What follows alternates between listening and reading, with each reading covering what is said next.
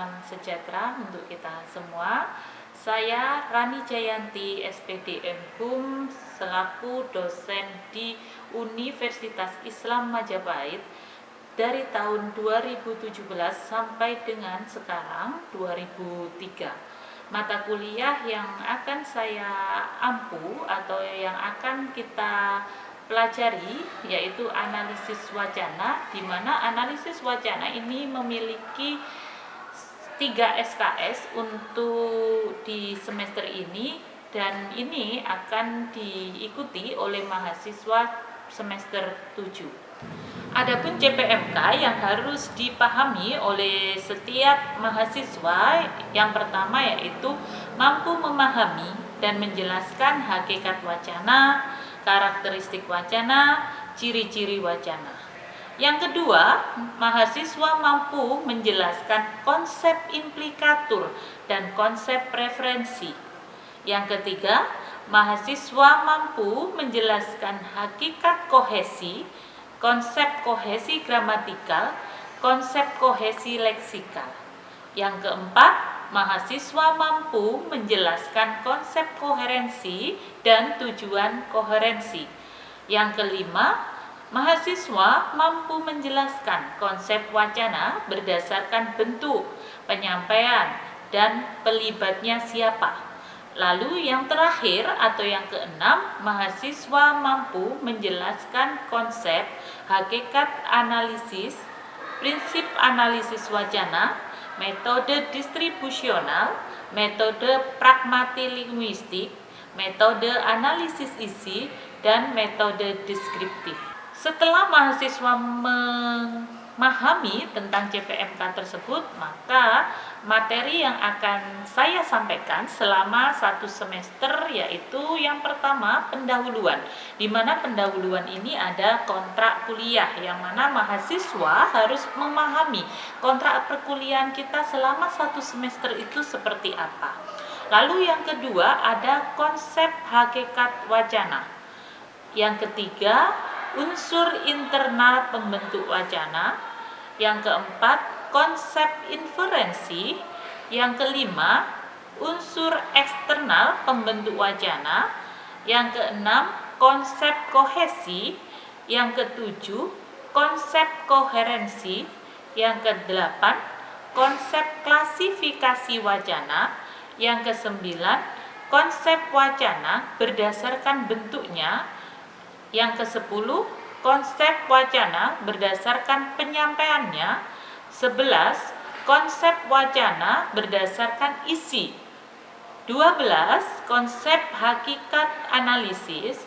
13, konsep analisis wacana dengan metode analisis isi.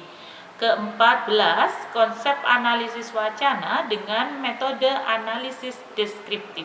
Dari ke-14 materi kajian tersebut, maka diharapkan mahasiswa mampu mencapai CPMK pada mata kuliah analisis wacana di semester 7 ini. Sistem perkuliahan menggunakan hybrid learning, yaitu ada 2, menggunakan tatap muka dan menggunakan daring. Untuk menggunakan tatap muka, kita biasanya menggunakan LCD atau medianya sinkronus. Tetapi untuk asinkronus, kita menggunakan e-learning, ya, di mana e-learning atau LSM-nya sudah disediakan oleh Universitas Islam Majapahit. Di dalam e-learning itu banyak sekali fitur-fitur yang bisa digunakan untuk meningkatkan proses pembelajaran secara daring, ya. Jadi mahasiswa bisa masuk di e-learning tersebut dan bisa mengerjakan tugas individu yang mana nantinya bisa diunggah di e-learning tersebut untuk hasil pengerjaan atau penugasannya. Penugasan yang saya berikan nanti terbagi menjadi 2, yaitu penugasan individu dan penugasan kelompok.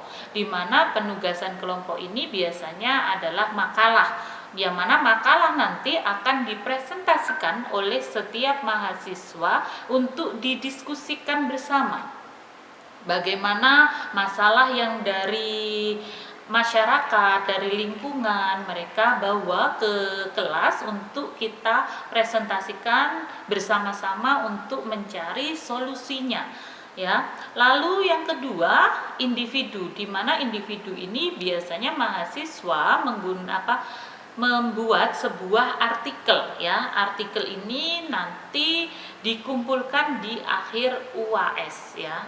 Jadi itu sistem perkuliahan di dalam selama 1 semester. Metode yang saya gunakan dalam pengajaran, saya menggunakan metode ceramah, metode diskusi, metode resitasi, di mana ini nanti berhubungan dengan tugas tertentu, ya, yaitu ada artikel, ada makalah, ada bahan ajar, mungkin nanti akan bisa masuk ke resitasi. Lalu sistem penilaian, ya, sistem penilaian sudah dibuat oleh Universitas Islam Majapahit, di mana sistem penilaiannya ini terbagi menjadi 3. Yang pertama ada penugasan, di mana penugasan ini memiliki nilai 10%. Lalu ada UTS-nya memiliki nilai 35%. Dan yang terakhir UAS nilainya cukup besar, yaitu 55%. Ketiga sistem penilaian inilah yang nanti akan menjadi acuan untuk mahasiswa dalam 1 semester. Demikian itu tadi awal dari pendahuluan dalam mata kuliah analisis wacana. Berikutnya kita akan masuk ke materi. Assalamualaikum warahmatullahi wabarakatuh. Waalaikumsalam warahmatullahi wabarakatuh. Bagaimana kabarnya hari ini? Alhamdulillah baik. Sebelum kita memulai materi hari ini, kita berdoa terlebih dahulu agar materi hari ini bisa kalian serap dan perkuliahan kita hari ini bisa berjalan dengan lancar. Berdoa menurut keyakinan masing-masing. Mulai.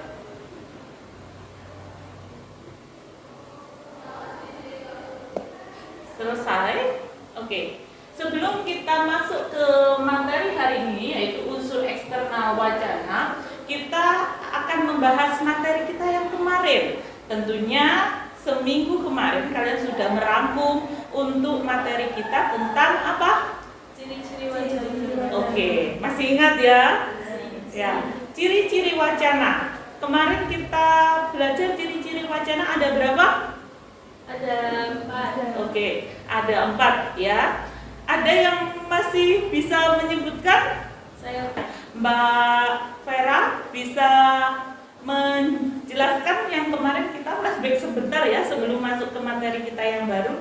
Ciri-ciri wacana ada berapa kemarin? ada 4. Oke. Yang pertama itu termasuk dalam satuan gramatikal yang tata bahasanya sudah ditentukan. Lalu yang kedua termasuk dalam satuan yang tertinggi, terlengkap dan terbesar dalam sebuah kajian linguistik. Ada yang bisa melanjutkan? Saya ingin menambahkan. Oke, Mbak Rahma. Itu memiliki hubungan proposisi, koherensi, dan kohesi. Dan yang terakhir memiliki hubungan kontinuitas. Oke. Itu merupakan ciri-ciri dari wacana ya, teks wacana yang sudah kita pelajari di minggu lalu. Sekarang kita akan masuk di unsur eksternal pembentuk wacana. Ada yang masih punya daya ingat atau lupa atau belum pernah mendengar sama sekali mengenai unsur eksternal pembentuk wacana? Belum, ya. Oke, jadi kalau kita berbicara tentang unsur eksternal pembentuk wacana itu adalah sebuah unsur di mana dia bukan unsur di dalam sebuah linguistik ya. Jadi dia adalah wacana yang ada di luar unsur eksternal suatu wacana dan dia tidak nampak eksplisitnya ya. Jadi kalau di dalam wacana kehadirannya itu berfungsi sebagai pelengkap keutuhan wacana ya. Tanpa adanya unsur eksternal wacana itu juga tidak bisa terkonsep atau tidak bisa berfungsi dengan baik. Seperti itu. Nah, unsur eksternal wacana ini nanti terbagi menjadi dua ya, di mana dia terdiri dari implikatur dan referensi. Ada yang sudah mendengar implikatur? Saya, Bu. Oke, Mbak Rizka silahkan. Menurut saya, implikatur itu merupakan makna yang tersembunyi dari suatu kalimat. Biasanya, kalimat yang bukan sebenarnya yang dimaksud di dalam suatu konteks itu yang dinamakan implikatur. Biasanya tersampaikan dalam bentuk suatu ujaran. Seperti itu. Iya. Terima kasih. Iya. Jadi implikatur itu apa? Makna yang tersirat, bisa disembunyikan kalau kata Mbak Rizka, seperti itu ya. Tapi kita lanjut untuk pengertiannya. Konsep implikatur lah ini. Menurut Grace, konsep implikatur itu dikenalkan untuk memecahkan suatu persoalan makna bahasa yang tidak dapat diselesaikan oleh teori semantik ya, oleh teori semantik. Jadi setiap ilmu di dalam linguistik, di dalam bahasa itu saling berkaitan. Kita nggak bisa memecahkan dengan teori-teori tertentu seperti itu. Memang linguistik itu terbagi menjadi beberapa ya, yang sudah kita pelajari di semester-semester sebelumnya. Itu banyak sekali. Nah, teori semantik ini biasanya juga dipakai di dalam memperhitungkan suatu tuturan yang ingin dicapai oleh si penutur, di mana itu disampaikan oleh Brown dan Yule ya. Sedangkan ini ada contohnya. Di sini ada contoh, di sini panas sekali bukan? Lah, ketika ujaran tersebut disampaikan secara implisit, penutur ini menghendaki agar mesin pendingin atau AC atau kipas angin atau apalah yang bisa mendinginkan itu dihidupkan. Kalau di dalam suatu ruangan nggak ada AC, adanya jendela, ya berarti yang dimaksud itu adalah membuka jendela. Kalau ada kipas angin tapi kipas anginnya tidak dinyalakan, maka si penutur ingin orang lain membantu dia untuk menyalakan kipas angin atau AC yang berada di ruangan tersebut. Itu yang dimaksud di sini ya, yaitu di sini panas sekali bukan? Itu kan implisit. Tetapi dia ingin menyampaikan tindakannya, tolong nyalakan AC atau buka jendela atau kipas angin. Paham? Ya. Yang kedua ada konsep referensi. Ada yang tahu konsep referensi? Oke. Referensi itu kan berupa rujukan ya. Kalau kita menganut pada KBBI ini ya. Jadi referensi di dalam bahasa itu menyangkut nama diri. Menyangkut nama diri digunakan sebagai topik baru ya. Untuk apa? Untuk memperkenalkan atau untuk menegaskan bahwa topik masih sama. Topik yang dimaksud di sini itu adalah menghilangkan atau mengganti kata kerja orang pertama atau orang ketiga dengan kata ganti yang lain. Dia boleh digantikan seperti itu.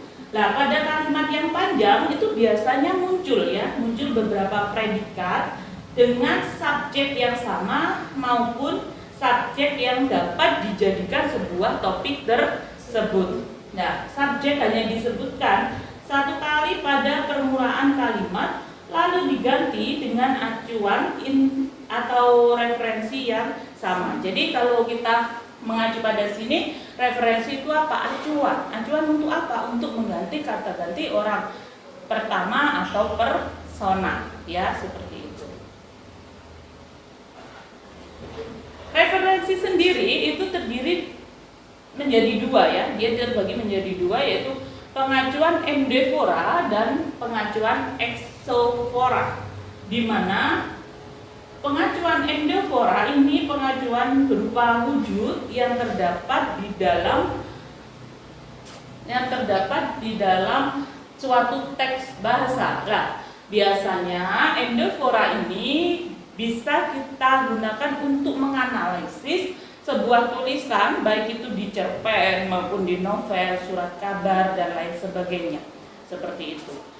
Apakah harus di cerpen, Bu? Tidak. Semua karya, semua bentuk tulisan bisa kita analisis menggunakan apa? Endofora. Seperti itu. Lalu pengacuan exofora. Pengacuan exofora ini adalah sebuah wujud, ya, wujud yang terdapat di luar teks, ya. Di mana ini ada contoh, saya mengambil dari jurnal, ya, itu ada Kompas.